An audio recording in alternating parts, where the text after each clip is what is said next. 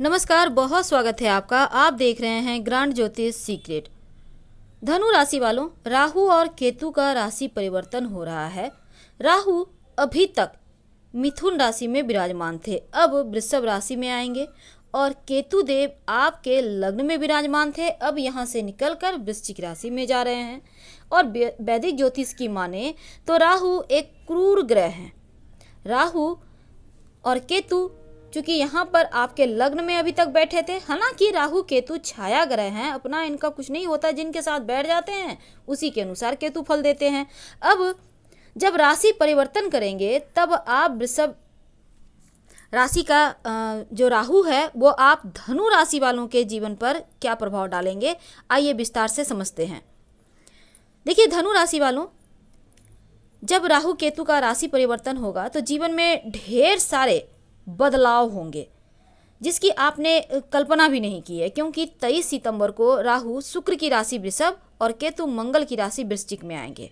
यानी कि 23 सितंबर की सुबह 5:28 पर राहु परिवर्तन करेंगे और केतु सुबह 7:38 पर धनु राशि से वृश्चिक राशि में आएंगे और यहाँ पर 12 अप्रैल 2022 तक रहेंगे। यानी कि 2022 12 अप्रैल तक राहु और केतु आपके जीवन को पूरी तरह से बदलने को तैयार हैं। लेकिन कैसे, क्या पॉजिटिव क्या निगेटिव? देखिए राहु जो है वो अशुभ फल देने वाला ग्रह माना जाता है, लेकिन यह पूर्ण रूप से सत्य भी नहीं है, क्योंकि राहु अगर कुंडली में शुभ हो जाए तो आकस्मिक रूप से जीवन में राजयोग बना देते हैं, धन योग बना देते हैं, व्यक्ति को धनवान बना देते हैं।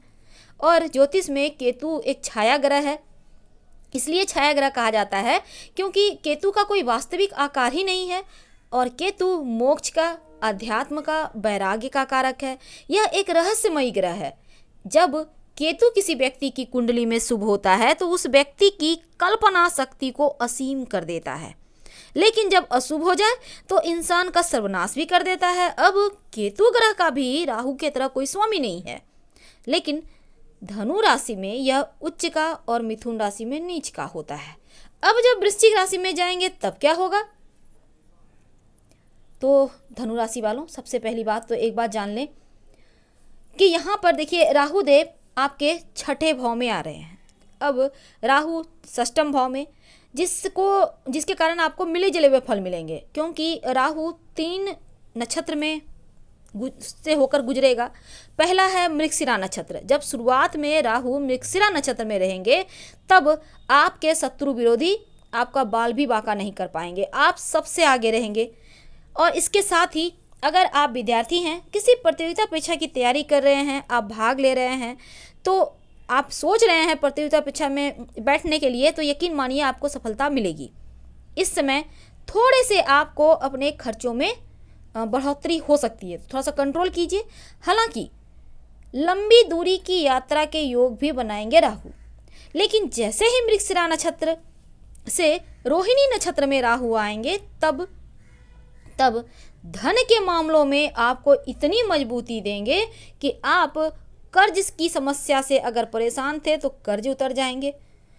लेकिन स्वास्थ्य का आपको ध्यान रखना होगा, क्योंकि यहाँ पर कोई बड़ा बीमारी आपको परेशान कर सकता है। अपने स्वास्थ्य का बहुत ख्याल रखिए। थोड़ा सा मानसिक तनाव भी देगा। धन आएगा लेकिन स्वास्थ्य गड़बड़ कर रहा है। और इस समय ननिहाल पक्ष से थोड़ी सी दूरी आ सकती है जीवन में। पर राहु जब कृतिका नक्षत्र में आएंगे अंतिम समय में, 2021 के अंतिम वक्त में, तब क्या होगा? तब आपको मेहनत करने की आवश्यकता होगी, क्योंकि इस समय जितना मेहनत करेंगे उतना ही सफलता मिलेगी। आपका भाग में थोड़ी कमी आएगी, यानी भाग्य के सहारे आप नहीं बैठ पाएंगे। इस समय मेहनत का फल आपको देगा राहु, और इसके बाद आपको सफलता तो मिलेगी। अब दूसरी तरफ आप अगर विद्यार्थी हैं, किसी कंपटीशन वगैरह में हिस्सा ले रहे हैं, तो आपको सफलता मिलेगी। थोड़े से खर्चे बढ़ेंगे, इसलिए सोच समझकर आगे बढ़ें। और आपको यहाँ पर राहु केतु आपके पिता से आपको लाभ करवाएंगे, तो उसके लिए आप तैयार रहें। अगर किसी तरह की कोई चीज़ है तो आपके पिता से आपको मिल सकती है। धनु राशि में राहु का गोचर छठे भाव में होने के कारण अच्छे फल तो मिलेंगे, क्योंकि शत्रु विरोधी एक्टिव तो होंगे पर आपका कुछ बिगाड़ नहीं पाएंगे, क्योंकि आपका दिमाग कुछ ज़्यादा ही चलेगा। एक नई दिशा मिलेगी, संपत्ति प्रॉपर्टी आप बना पाएंगे। और केतु देव चूंकि यहाँ पर आपके 12वें भाव में हैं, अब 12वें भाव के कारण घर परिवार में किसी बात को लेकर कहीं कोई विवाद ना हो जाए, परेशानी ना बढ़ जाए। लेकिन दूसरी तरफ यहाँ पर विदेश से धन आएगा। अगर विदेशी व्यापार है, विदेशी वस्तु का आप कारोबारी हैं तो आपको धन आएगा। विदेश में जॉब करना चाहते हैं, विदेश जाकर कुछ करना चाहते हैं, विदेशी नागरिकता लेना चाहते हैं तो वो मिलेगा। लेकिन बेवजह के खर्चे बढ़ेंगे, इस बात का पूरा ध्यान रखिए। और स्वास्थ्य का आपको बहुत ख्याल रखना है। क्या करें कि सब कुछ बेहतर हो जाए? राहु केतु के मंत्र का जप आपको करना ही होगा हर हाल में। जैसे कि राहु का मंत्र है ओम रांग राहवे नमः, केतु का मंत्र है ओम केंग केतवे नमः। इन मंत्रों का जप करें तो आपको राहत मिलेगी। तो धनु वालों, आपकी तो 7.5 भी चल रही है।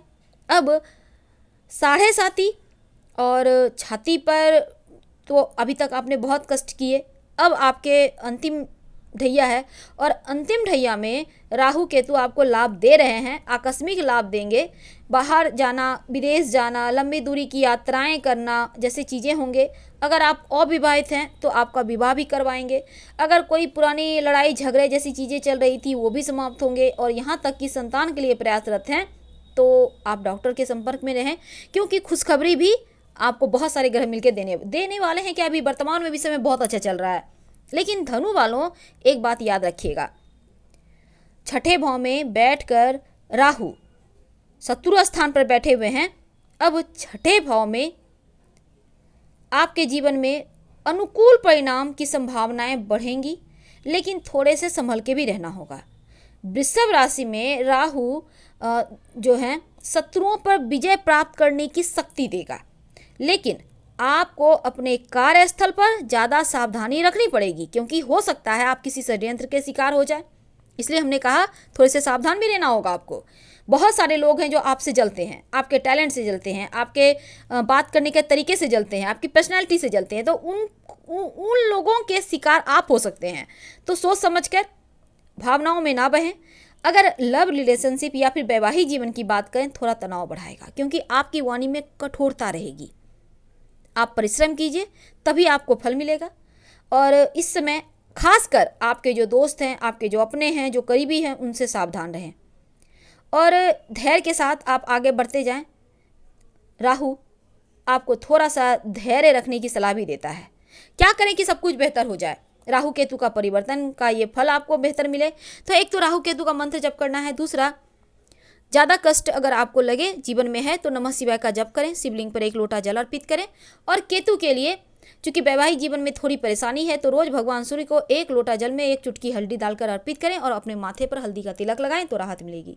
हम आपसे विदा लेते हैं। लाइव से अगर मैच करें तो लाइक कर सब्सक्राइब करें। हर हर महादेव। धन्यवाद।